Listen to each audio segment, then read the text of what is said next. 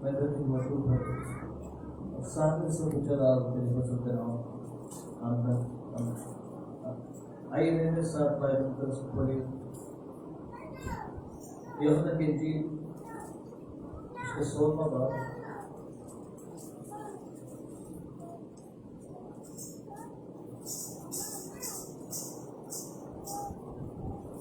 उसकी 12 और 13 आयतों पढ़ो। कल हमने साथ यूहन्ना की इंजील उसके 14वां बाब उसकी 12वीं और 13वीं आयत से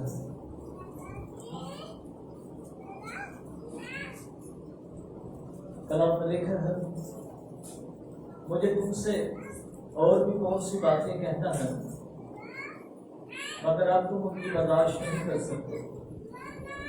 लेकिन जब वो यदि रूह हक आएगा तो तुमको सच्चाई की राह दिखाएगा, इसलिए कि वो अपनी तरफ से ना कहेगा लेकिन जो कुछ सुनेगा वो ही कहेगा और तुम्हें आईना की खबर देगा। वो मेरा जलाल जाहिर करेगा, इसलिए कि वो मुझसे ही हासिल करके तुम्हें खबरें देगा। कलाम के पढ़े और सुने जाने की बरकत हम सब तक पहुंचे।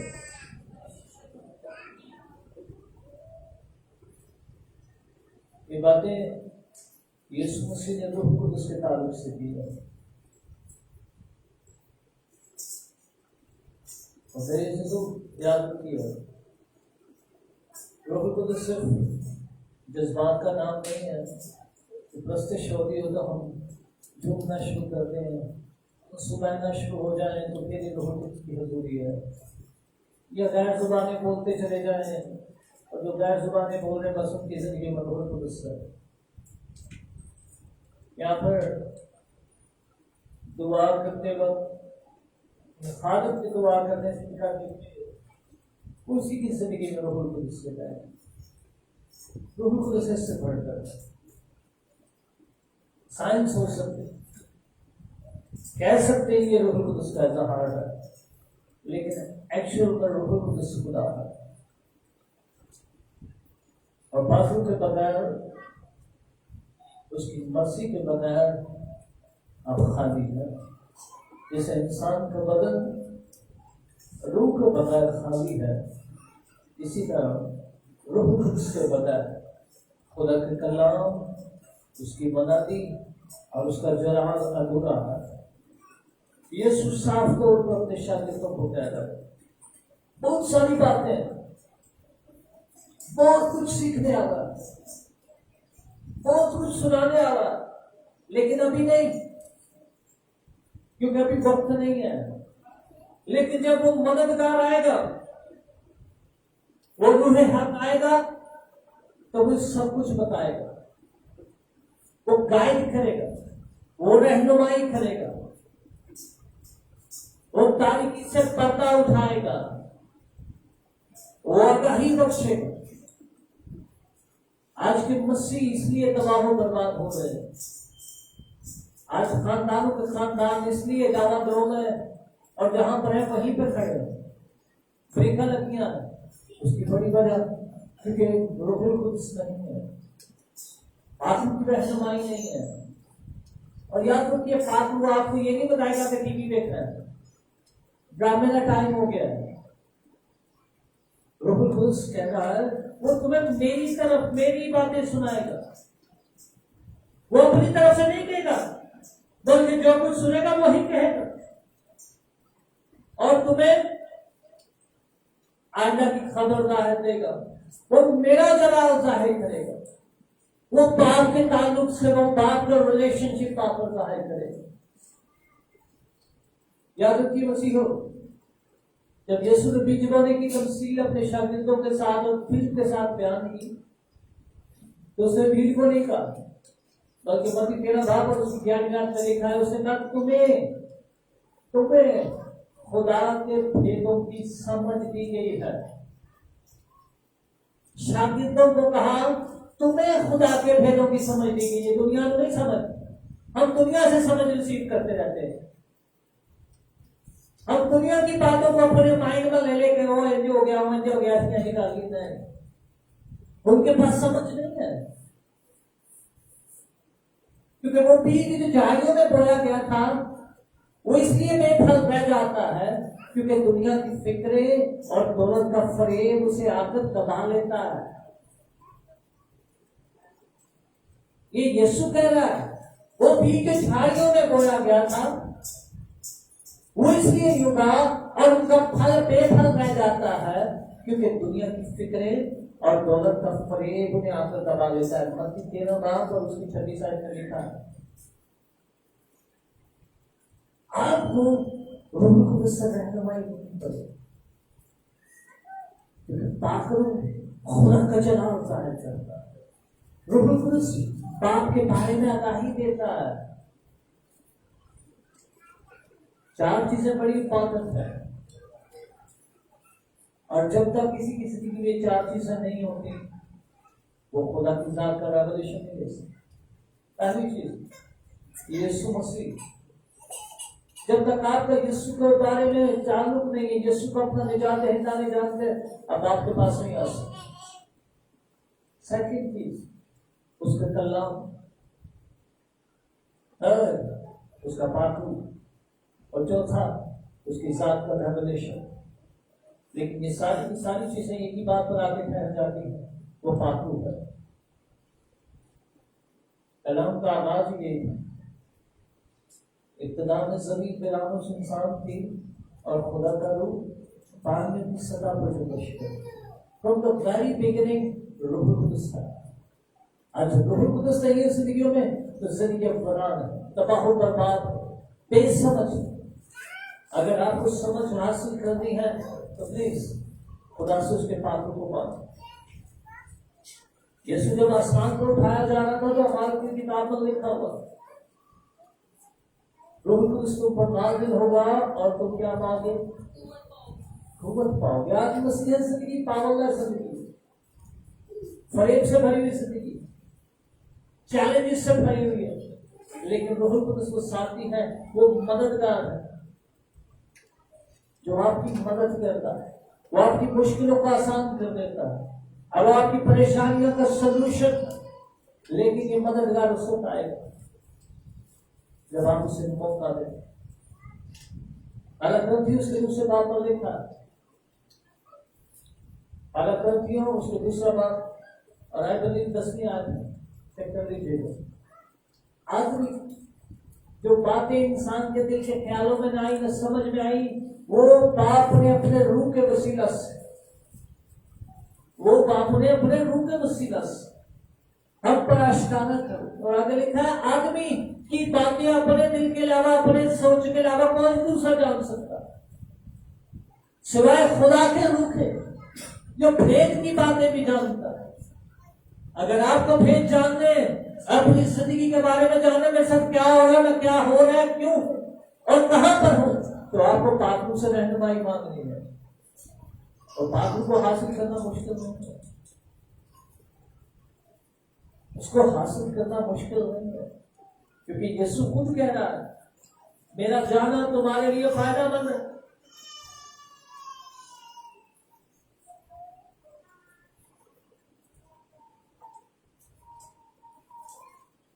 पंद्रह बात यूहन्ना की इंजील और उसकी 26वीं आयत को पढ़िए और लिखा जब वो मददगार आएगा जिसको मैं तुम्हारे पास बाप की तरफ से भेजूंगा, यानी रूह है जो बाप से सादिर होगा, तो वो मेरी गवाही देगा।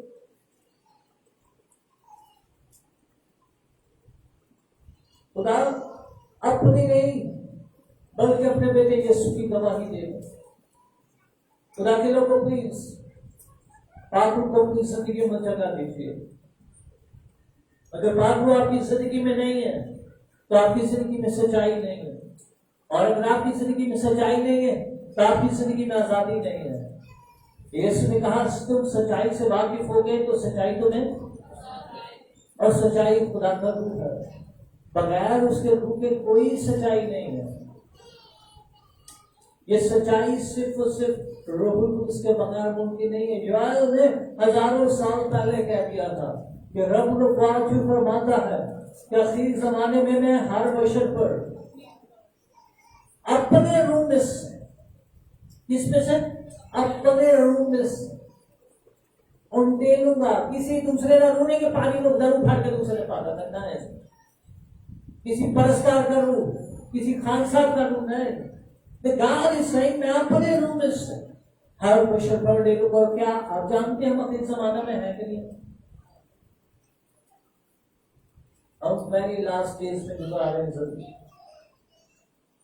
अब बिल्कुल एज पर खड़े हैं और खुदा के वादे पूरे हो रहे हैं। खुदा अपने वादों को पूरा करने के लिए स्टैंड लेकर खड़ा हुआ होगा। यकीन जब आसमान पर उठाया जा रहा था तो मरकज के दिन उसके 16वें बाब और उसकी 16वीं आयत में लिखा, उसने कहा तुम जाकर सब खलकत के सामने दीप बना दी। जो ईमान लाए वो निजात पाएगा। ईमान लाने वालों को जब मैं मौत से होंगे, वो मेरे नाम से बदबू को निकालेंगे, सांपों को उठा लेंगे, कोई जहरीली चीज पी लेंगे तो उन्हें कुछ जान नहीं पहुंचेगी। ये सब कुछ कहने के बाद क्या हुआ? वो जाहिल अनपढ़ लोग जिनको समझ ही नहीं थी, जिनको कुछ पता नहीं था, जिनकी जिंदगी में कुछ भी नहीं था, वो एक मामूली सी गुलाम लौटी जब आकर पूछती है कि तू यीशु के साथ है तो नता कमर लगते करे, वो दलेरी के साथ अब जोराबों के सामने खड़े होकर कह रहे कि वही यीशु जिसको तुम्हारे बाप दादा ने मसलूब कर दिया था, उसी के रूह की कुदरत से ही जन्मदान का चल पड़ा है। ये जन्म का लंगड़ा चलने लग पड़ा हुआ है क्योंकि उनके अंदर खुदा का रूह बोल रहा था। अब हमारे रूह कुछ के अंदर इस कदर पावर कि एक आम मामूली अनपढ़ आदमी जो बाइबल नहीं पढ़ सकता, जो समझ नहीं रखता, वो निकलते हैं, वो जाते हैं, अंजील की मनादी करते हैं और लिखा है खुदा मौजूद अजायब और निशानात के साथ अपने कलाम को उनकी के जरिए साबित कर रहा था। क्यों साबित कर रहा था? क्योंकि खुदा ने कहा था कि मैंने जाना तुम्हारे लिए फायदामंद है, मैं जाऊंगा तो वो रूह हक आएगा और वो रूह हक आएगा तो वो तुम्हें आने वाली बातों की खबर देगा। अगर वो रूह हक आया हुआ है तो सवाल यह कि आपकी जिंदगी में क्यों नहीं, आपकी जिंदगी में उसकी कुव्वत क्यों नहीं, आपकी जिंदगी में उसकी पावर क्यों नहीं? उसकी बड़ी वजह यह है क्योंकि हमने उसे अंडरस्टैंड नहीं किया। हमने उसे दावत नहीं दी। हालांकि यीशु मसीह के मुंह के अल्फाज हैं, मैं तुम्हें यतीम नहीं छोड़ूंगा, मैं तुम्हें यतीम क्यों नहीं यतीम छोड़ूंगा? उसकी बड़ी वजह उसके मुंह का खुद अल्फाज है। हालांकि उसके 5वें बाब और उसकी 24वीं आयत में लिखा, जो कोई मुझ पर ईमान लाता है, मेरे कलाम को कबूल करता है, उस पर सजा का हुक्म नहीं है। जो कोई मुझ पर ईमान लाता है और मेरे कलाम को कबूल करता है, उस पर सजा का हुक्म नहीं, उस पर सजा का हुक्म ही नहीं है। और खुदा खुद कह रहा मैं और मेरा बाप तुम्हारे साथ आकर सुकूनत करेगा। किसके वसीले से? आप लोग के वसीले से। प्लीज खुदा के लोग को याद रखिए।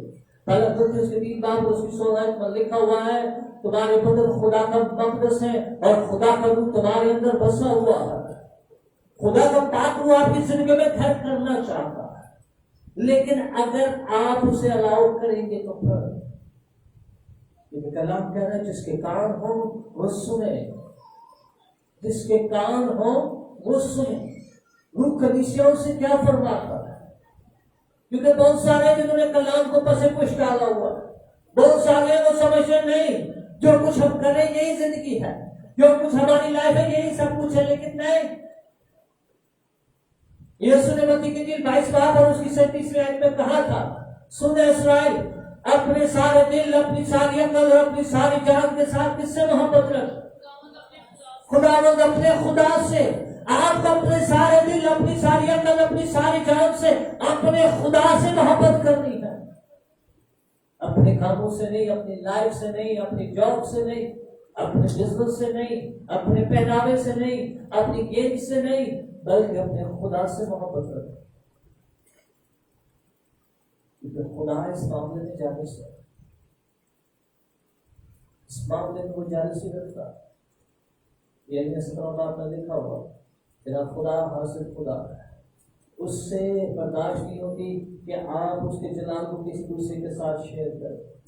That's why यही वजह थी कि उसने अपने दूत को भेजा ताकि वो आपको गाइड करे, वो आपको लीड करे, वो आपको रहनुमाई करे, क्योंकि उसकी लीडरशिप के बगैर मेरे अजीजों ये गुलशन दो टुकड़े नहीं हो सकता, ये पहाड़ मैदान नहीं हो सकता, सहराओं में नदियां नहीं जारी हो सकती। मौज से आप नहीं करते, आप जितनी मर्जी मौजों की मुनादी कर ले, मौज से नहीं होंगे, क्योंकि मौज से करने वाला वो खुद है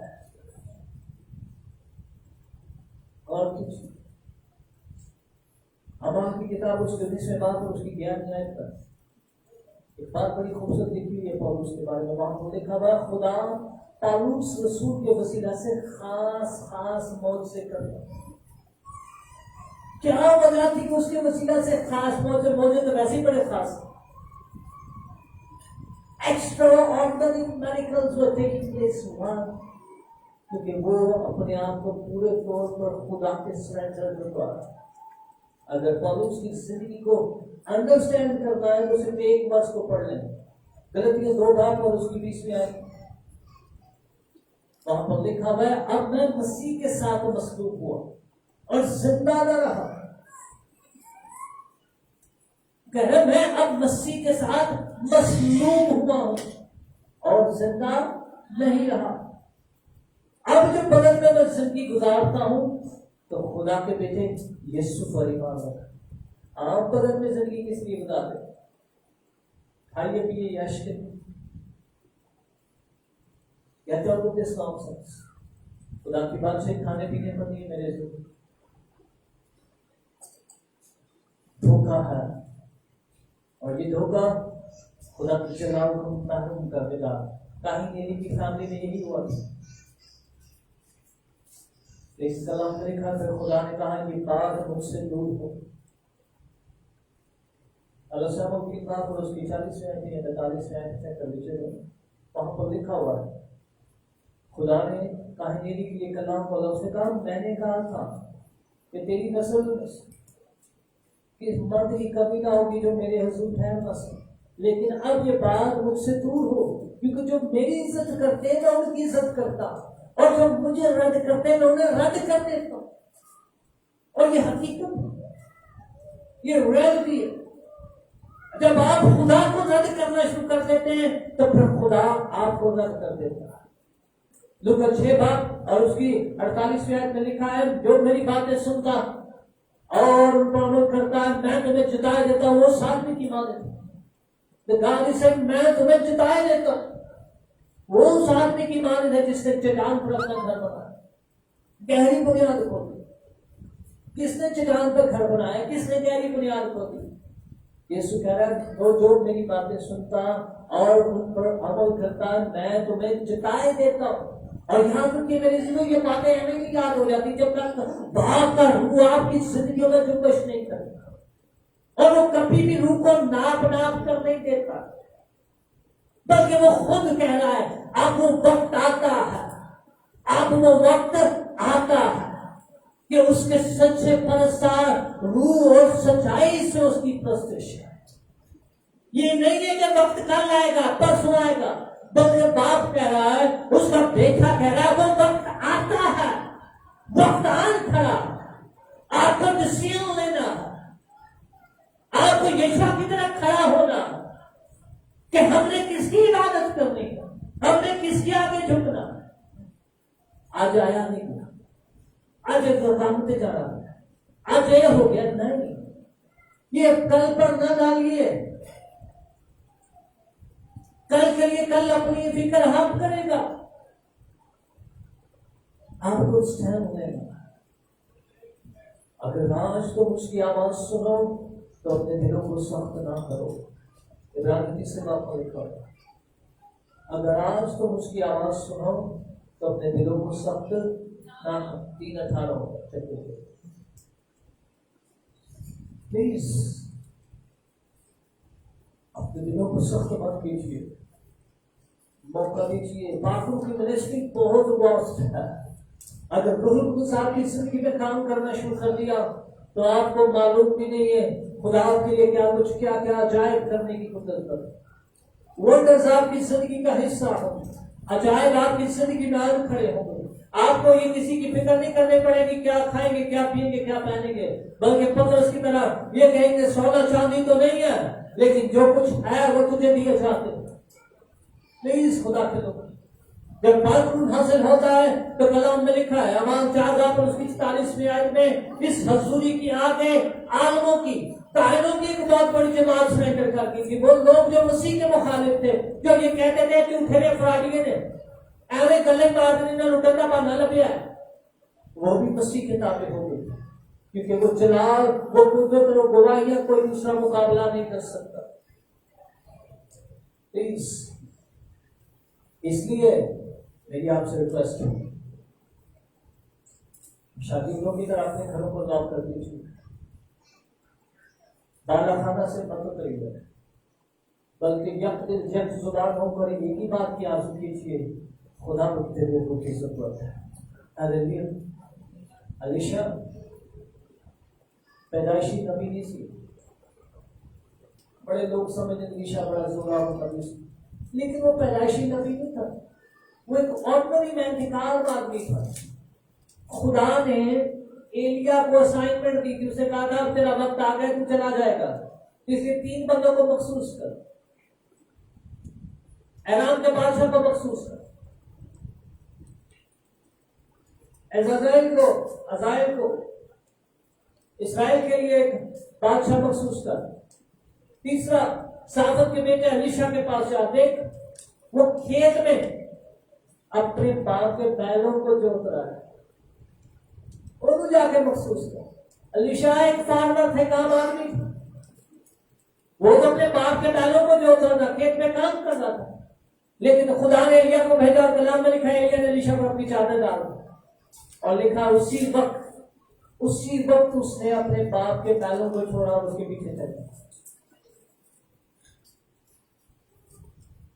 ये चादर रूह कुदस एक बाथरूम, जब उसके शरीर पर चढ़ा, उसकी समझ आ गई तो उसने सब कुछ छोड़ा और उसके पीछे, और कलाम में लिखा वो आखिर दम तक उसका पीछा नहीं छोड़ा। दूसरा सारा दिन उसके दूसरे बाप को पड़ी, वो हर दफा ये कहता है तेरी जान की सोबत और तेरी हयात की कसम, मैं तुझसे हरगिज़ दस्तबरदार नहीं हूं। अही की नहीं दस्तबरदार हूं, आज परेशानी पा रही, खुदावंद तू किथे में, तो मैंने चंगी नहीं की, लेकिन नहीं, जब तक मेरे से जो आपके अंदर ताकुत नहीं होगा, आप ये गुफ्तगू कर ही नहीं सकते, आपके अंदर की तैयारी आ ही नहीं सकती। पतरस के अंदर ताकुत नहीं था, इसलिए वो डर रहा था, वो कांप रहा, वो गुलामों के से भी डरता था, कह रहे थे तेरी बोली से मालूम होता है तो यीशु के साथ, उन्होंने कहा नहीं, नाम दान करता कहता हो ही सब करता, लेकिन जब रूह कुछ नाज़िल होता है मिजाज ही फर्क होता है, और उसकी बड़ी वजह सिर्फ एक ही, लोग उसकी कब्र पर आते हैं और भाग जाते हैं, लोग आते हैं उसकी कब्र को खाली देकर वापस लौट जाते हैं, लेकिन जब उन्हें रूह कुदस का तजर्बा करना होता है वो वहीं पर ठहरे रहते हैं, वहीं पर ठहरे रहते हैं, और जब वो ठहरे रहते हैं तो फिर उनकी यीशु के साथ मुलाकात होती है। नहीं तो यूहन्ना की दी में बात को पढ़े, वहां पर लिखा है मकदूनी कब्र पर ही ठहरी रोती रही, बाकी सारे बेहूद के तो, और जब वो ठहरी रही तो उसके ठहरने की वजह से यीशु की जात का रेवलेशन उसके ऊपर खुल जाता है, यीशु उसके ऊपर जाहिर हो जाता है और उसे कहता है मरियम, उसकी आवाज सुन के कहती है रोने, क्यों? क्योंकि खुलती इतनी सब जल्दी बड़ी प्राण बचन बरकत काम हो गए, टाइम हो गए, चले नहीं, आपको ठहरना है। अगर आप ठहरना नहीं सीखेंगे मेरे चीजों तो आप उसके पापों से कुछ पाना नहीं, और अगर आप उससे कुछ पाएंगे नहीं तो आप खाली आएंगे, खाली लोग हैं। बड़े घर में बर्तन बहुत सारे हैं, लेकिन सब बर्तन इज्जत के लायक नहीं है। ये फैसला आपने करना था, ये मजबूरी नहीं है, ये डिसीजन आपका है। लिखा है जो कोई अपने दिल पाक करेगा और अपने आप को पायदार अलग करेगा वही पाक ठहरेगा। और इज्जत के लायक होगा, लेकिन अलग ही नहीं करना, अपने अंदर की महक कोई नहीं मारना, तो फिर नहीं, अपने आप को पीसना पड़ता है, लान तान को सुनना पड़ता है, बर्दाश्त करनी पड़ती। तो लिखा है जो आखिर तक बर्दाश्त करेगा वो ही निजात पाएगा। अही तो बर्दाश्त नहीं करते, ही पूरी के द्वारे हो जाते हैं। तेरे पता ही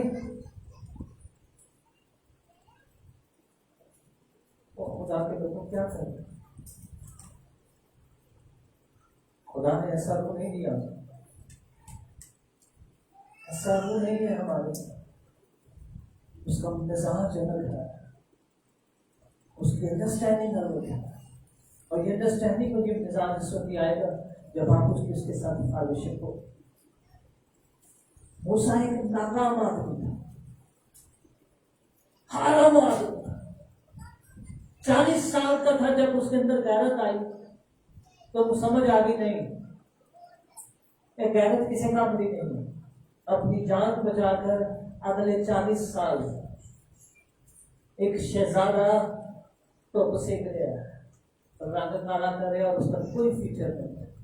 जो बंदा 40 साल खाली भेड़ा जा रहे उनका की जिंदगी है, जिंदगी के 40 साल महल में गुजारे, हर बंदा सलाम करता, कोई आदमी झुके बगैर उससे आगे नहीं गुजरता, लेकिन यही 40 साल का शहजादा आज चरवाहे और गुलामी की जिंदगी गुजार रहा है, 2 वक्त की रोटी के लिए किसी की गुलामी कर रहा है, होश कोई नहीं है। लेकिन जब खुदा उसकी साथ पर उतरता है, जब खुदा उस पर जाहिर आता है, तो चाहे उसकी उम्र 80 साल क्यों ना हो, सिर्फ एक दफा लाठी लहराता है और अजायब होना शुरू हो जाता है। जितने मर्जी आप लाना, जितने मर्जी साल आप हारे हो, सिर्फ एक टच, सिर्फ एक खुदा की जात का बुलावा, सिर्फ एक दफा उसकी एक हजूरी का साया आपके सारे धोने धो देता है। लेकिन हम अंडरस्टैंड नहीं करते, हम समझ नहीं रखते। इस आदमी ने अपनी जिंदगी के 40 साल जाया कर दिए, मायूसी में, नाकामी में। उसे पता था मेरा फ्यूचर कोई नहीं, लेकिन 40 सालों के बाद जब खुदा ने नजर किया तो सब कुछ ही बदल गया, सब कुछ ही बदल गया। कोई समझ ही नहीं पा रहा ये कौन है, कहां से नस्ल गुजर गई होगी, 40 साल कई मर गए होंगे, कई नई नस्लें खड़ी होगी, आगे उनके बच्चों के बच्चे आगे होंगे, लेकिन नहीं, गारंट बसते खुदा वही पर सिर्फ और सिर्फ उसका इंतजाम करना सीख, उस पर तवक्कल करना सीख। लिखा है आसमान और जमीन चल जाएंगे लेकिन मेरे मुंह की बातें हरगिज नहीं करेंगे। आप कितनी कंसिस्टेंट है, आपके अंदर मिजाज कितना परसिस्टेंट है। मेरे अजीजों प्लीज, खुदा नहीं बदलता। कलाम में लिखा है इब्राहिम 13 बाब और उसकी 8 आयत में, यीशु कल आज बल्कि अब तक यकसा है।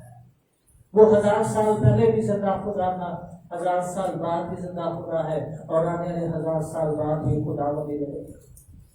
लेकिन फैसला आपको कर, आप अपने वक्त को, अपने टाइम को पहचानेंगे कि नहीं पहचानेंगे। देखा वो यरूशलेम में आया और यरूशलेम पर रोया, उसने कहा है यरूशलेम कहाँ है जो अपने वक्त को पहचानता।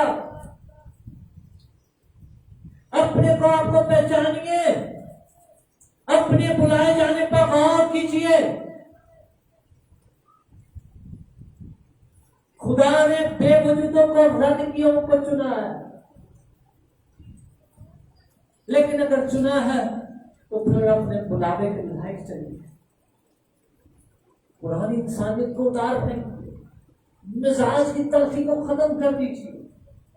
लिखा है हर तरह की बदगोई, गुस्सा, कहर तुमसे दूर किए जाओ। इफ्ती 4 बार और उसकी 28 आयत में लिखा हुआ,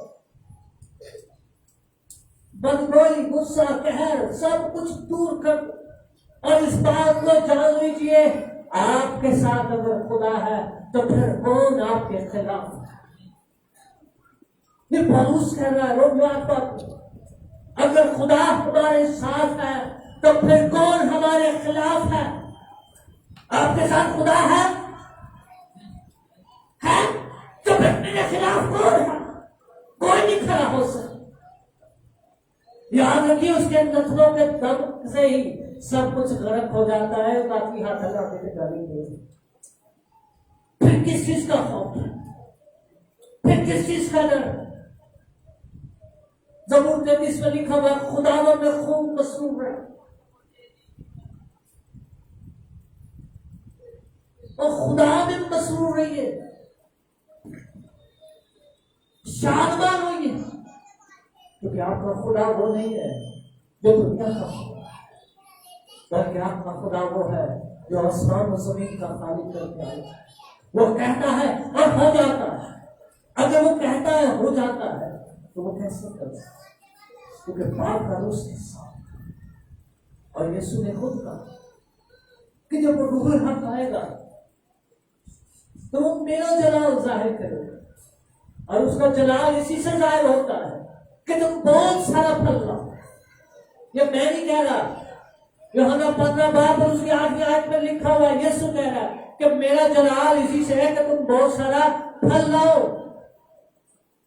और ये फल उस वक्त आएगा जब आप अपने आप को उसके ताबे करें। प्लीज मेरे अजीजों, अमाल की किताब को पढ़ने की आदत डालिए। इमाम की किताब के ईमानदारों को अपना रोल मॉडल बना लीजिए। इमाम की किताब के खादमों का मिजाज अपनी जिंदगी में ले लीजिए।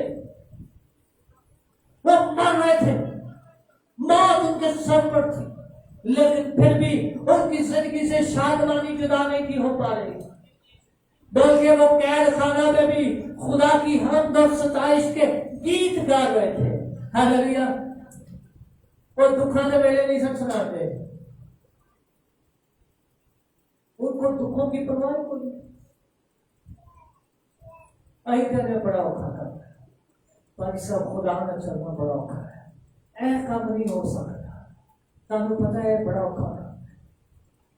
वो सीखिए, औखा नहीं है। फिर इनको बीवी बच्चों की फिक्र नहीं थी, फिर इनको नौकरी की फिक्र नहीं थी, इनको ये फिक्र नहीं थी हमारे घर वालों का क्या बनेगा, क्योंकि उनको ये पता था जिसने बुलाया है वो सच्चा है, जिसने बुलाया है वो सच्चा है। पहला थिस्सलुनीकियों 5वें बाब और उसकी 20वीं आयत में लिखा हुआ है, तुम्हारे बुलाने वाला सच्चा है, जिसने मुझे और आपको बुलाया, जिसने मुझे और आपको इस काबिल किया है कि हम ऐ हमारे बाप तू जो आसमान पर है तेरा नाम पाक माना जाए कहकर पुकारते, वो सच्चा है। वो सिखाता है, वो कहता है अपनी जान को सिखाइए, हमारी जान खुदा को मुबारक है, क्योंकि वो तेरी सब बदकारी को बख्शता है, वो तुझसे सारी बीमारियों को दूर करता है, वो तुझे उम्र भर अच्छी अच्छी चीजों से आसूदा करता है। आई तो जाने आटा तो मेरे ही दोना पा देते हैं। आगे तक तनख्वाह नहीं आई तो आटा हो गया तो अपने साथ होगा, आगे किसी नहीं कहना की बनेगा। पानी नहीं आखा ही जवाब दे तो आगे नहीं करता मथे ना आपकी मुंडे की नौकरी नहीं लगी, पैसे नहीं आने, तो ये भी दुआ करनी चाहिए। ये वो बात है जो दुनिया करती है। ईमानदारों, आपको तो कहना है वो मुझे उम्र भर अच्छी अच्छी चीजों से आसूदा करता। अगर कल उसने भूखा नहीं रहने दिया तो आज भी भूखा नहीं रहने देगा। अगर कल उसने मौजा किया है तो आज भी मौजा करेगा। अगर कल उसने बरकत दी है तो आज भी बरकत देगा, क्योंकि मेरा खुदा जिंदा खुदा है। हालेलुया। और ये उस वक्त होगा जब पाखरू आपकी जिंदगी में आएगा, वो आने वाली बातों की खबर देगा, वो कहेगा मैं गालिब आया हूं, तुम भी गालिब आओगे। वो सिखाएगा, उम्र भर तेरे सामने कोई शख्स नहीं ठहर नहीं सकता, क्योंकि जहां कहीं तू जाएगा तेरा खुदा तेरे साथ जाएगा। हालेलुया। मेरी चीजों, खुदा आपके साथ खड़ा है। खुदा आपको कभी तनहा नहीं छोड़ेगा। यूसाया ने 1 बाप लिखा, 2 बाप लिखे, 3 बाप लिखे, 5 बाप लिखे, लेकिन ब्रेकअप नहीं। और मैं समझता हूं वो 5 बाप भी लिखते तो बहुत थे, वो जोरावर थे, उसमें गवाहियां थी, उसमें बरकत थी, उसमें इसराइल का गुनाह था। लेकिन जब उसने छोटे बाप को लिखा तो कलाम में लिखा है, हिजकिय्याह बादशाह के आखिरी साल जब खुदा मुझ पर जाहिर हुआ, जब खुदा मुझ पर जाहिर हुआ, छोटे बाप और उसकी दूसरी आयत को पढ़िए। यूसाया कहे जब खुदा मुझ पर जाहिर हुआ तो मैंने कहा, खुदा मैं जिस रब हूं, मैं नहीं टापना फिरना, हमें तुझे बाप न लेते, मेरे पे कलाम उतरा नहीं। खुदावन मैं जिस रब हूं, मैं नापाक हूं, मैं इस काबिल नहीं हूं। और जब उसे ये पता चल गया, जब उस पर बापू ने ये भेद खोल दिया, तो लिखा है उसने 60 बाप और लिख लिए। और जब उन 60 बापों को लिखा तो वो मसीहा की आमद का और मसीहा के जलाल का इजहार करने वाला बन गया। हालेलुया। वरना पहले 5 बापों में बस रोना तो नहीं रह गया, चोरी पौधा रह गया, गुनाहगार हो गए, मर गए तो रुड़ गए, तो बजने काखनी पढ़ने काखनी, तो मनु भी रोड छड़े, आप भी रोड छड़े, तो है ही गंदी, तो है ही नहीं जो। लेकिन जब खुदा ने उस पर भेद खोला, जब खुदा उस पर जाहिर हुआ, तो उसने कहा नहीं खुदा नहीं, तो कुछ और है। फिर तो वो कहता है खुदा का रूप मुझ पर है, उसने मुझे मसा किया है। फिर उसे समझ आ गई कि खुदा ने मुझे मसा किया है, मुझे नहीं किया, मुझे चुना है ताकि गरीबों को खुशखबरी, कैदियों की रिहाई, कुचले हुओं की आजादी और खुदा के साले मकबूल की मनादी करो। यूसाया की बात करो। लेकिन कैसे? अगर खुदा उस पर रहेगा, खुदा की जात का नुमाइश उस पर ना खुलता, तो वो बाकी 60 बात नहीं था लिख सकता। मेरे जीजों, आगे सफर नहीं भी कामयाब होगा, आगे अगर सफर नहीं चल पाएंगे। देखा है तुम्हारा दुश्मन मुखालिफ इब्लीस गरजते हुए बबर की माने ढूंढता फिर रहा है। तुम्हारा मुखालिफ इब्लीस गरजते हुए बबर की माने ढूंढता फिर रहा है, ताकि क्या करे? चीरे और फाड़ डाले। वो आपको तबाह करने के लिए ढूंढता फिर रहा है। लेकिन साथियों, खुदा के लोगों, अगर पागल नहीं है तो आप मुकाबला नहीं कर सकते। इसके बीच डोंट मिस इट।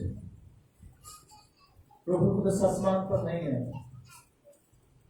और ना आसमान को सलियाम की तोड़ है। जो हजारों साल से पहले यीशु ने ये कह दिया, मैं जाऊंगा तो वो आएगा। ऐसा ही है। ये तो पढ़ी थी यूहन्ना 16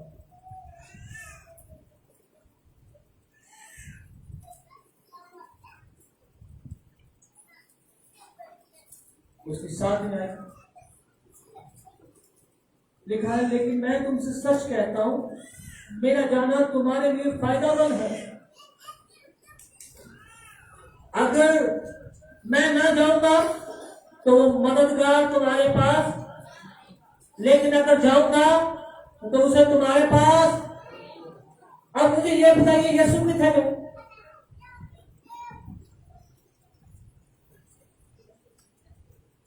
यीशु किथे?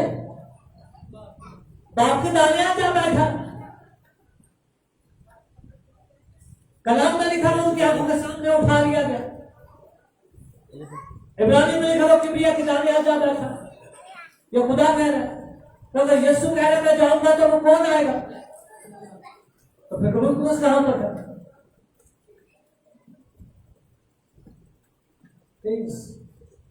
वो आपके पास है, उसको मौका दीजिए, उसे अपनी जिंदगी में दावत दीजिए।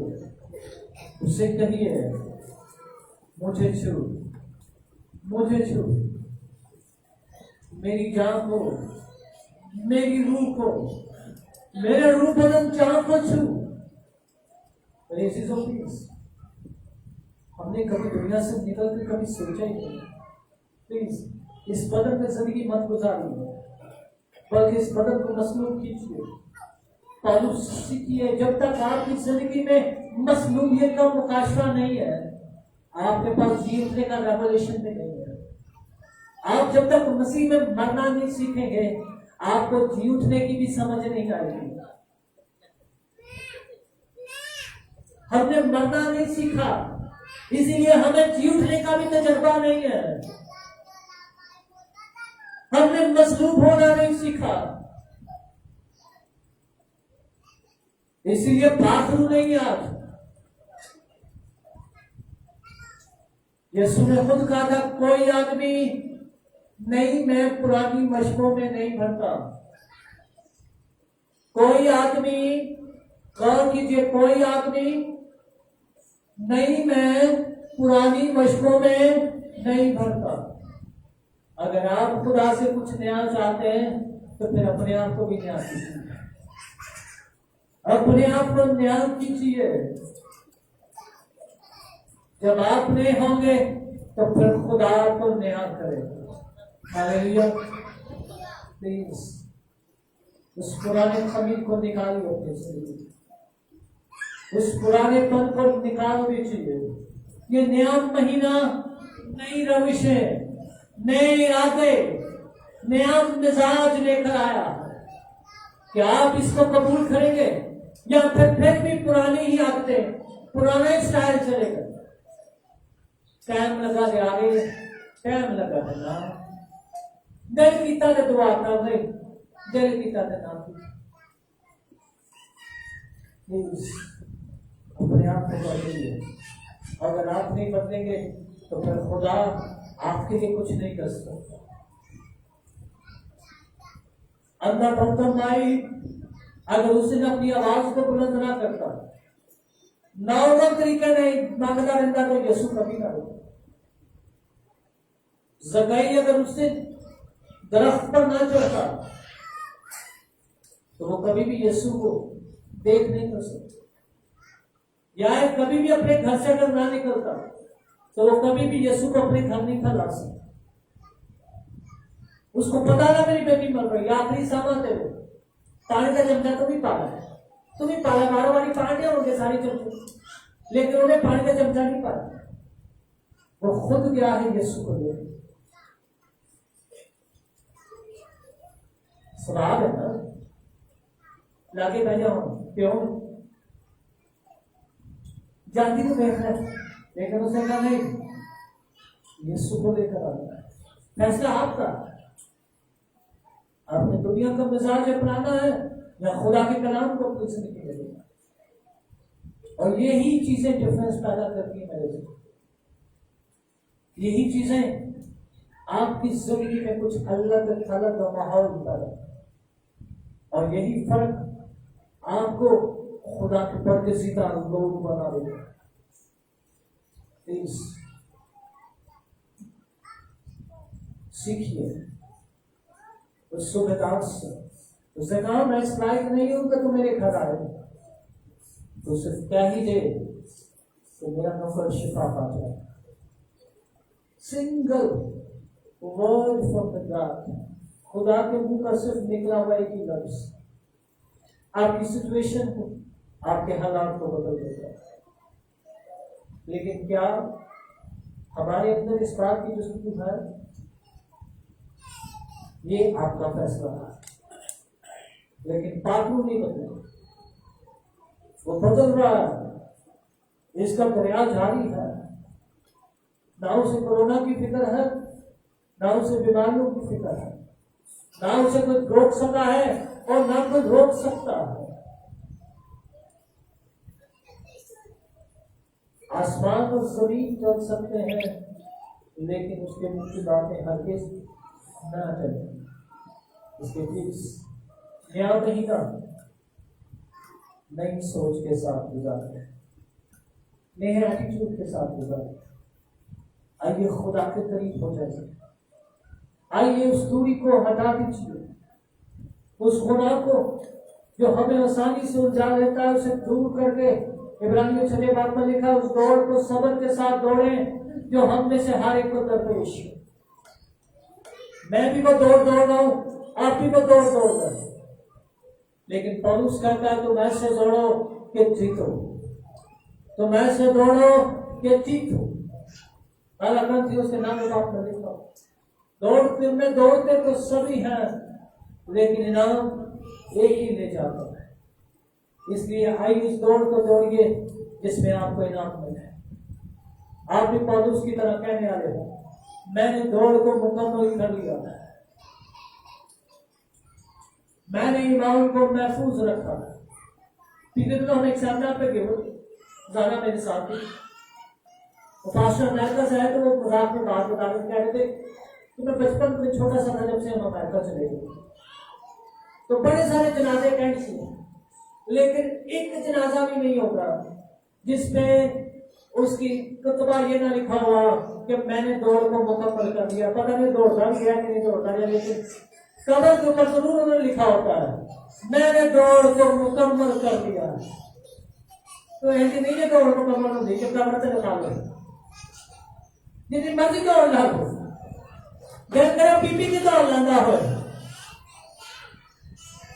कोई बामे नसरा निकाल लाके, कोई मंजी तोड़ के, कोई बला लेके दौड़ लाता हो, सारी उम्र बला लेके दौड़ लाते रहते। लेकिन ये दौड़ वो दौड़ नहीं है। इस दौड़ को अंडरस्टैंड कीजिए। मुझे पीछे में एक जवान मिला, बड़ी खौफनाक दवाई शेयर करी, 1 साल 1.5 साल बाद मेरी उससे मुलाकात, बड़ी मेहनत की उसने, बैंक में उसने जॉब की, प्राइवेट पढ़ा, नौकरी लग गई, थोड़ी नौकरी अच्छी लगी, मैनेजर बन गया, चाइना गया, 2.5 लाख का सैलरी, बड़ा खुश मिजाज, DHA में घर, बैंक से लीज पर जापानी गड्डी ला ली, बल्ले बल्ले।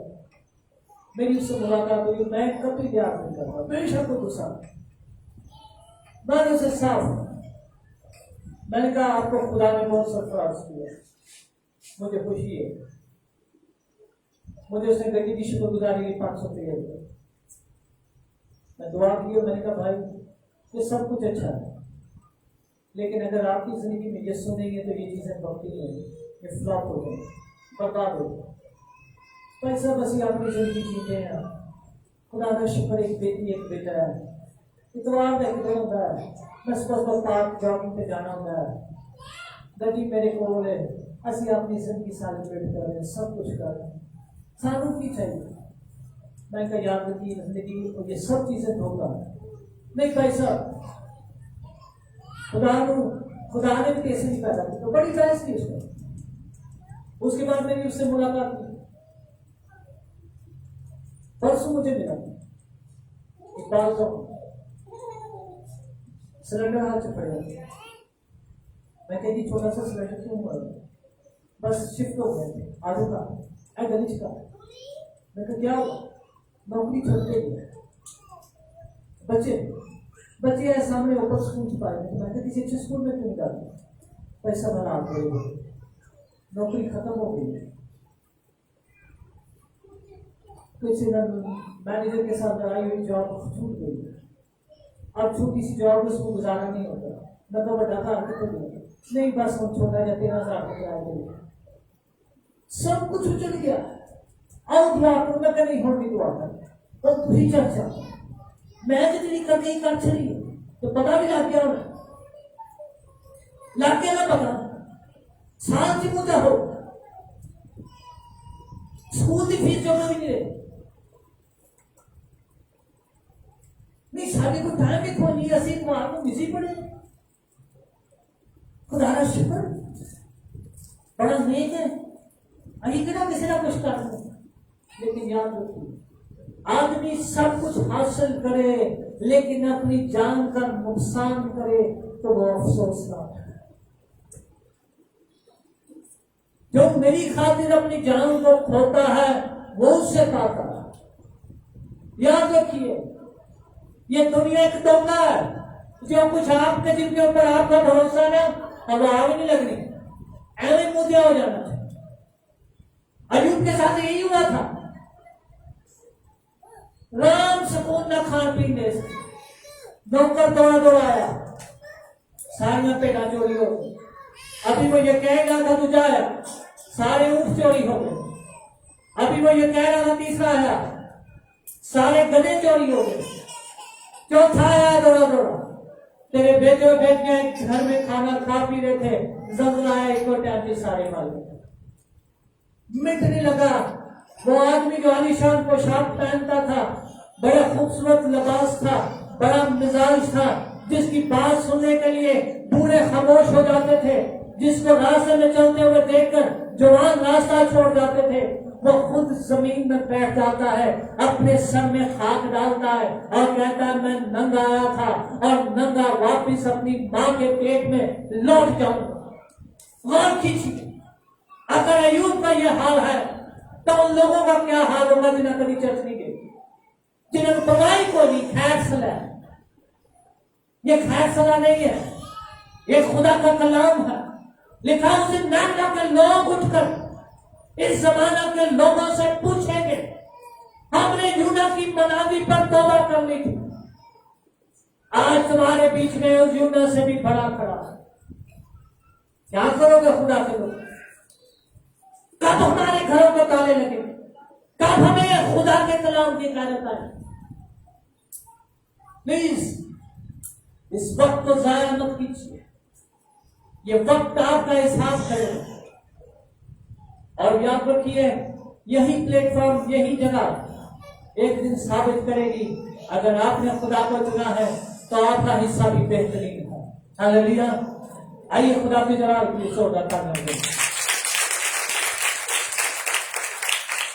आइए अपने पैरों पर खड़े शुक्रगुजारी करें। आपने यीशु को चुना है। कुछ भी हो जाए, कुछ भी हो जाए, हालात किसी तौर पे भी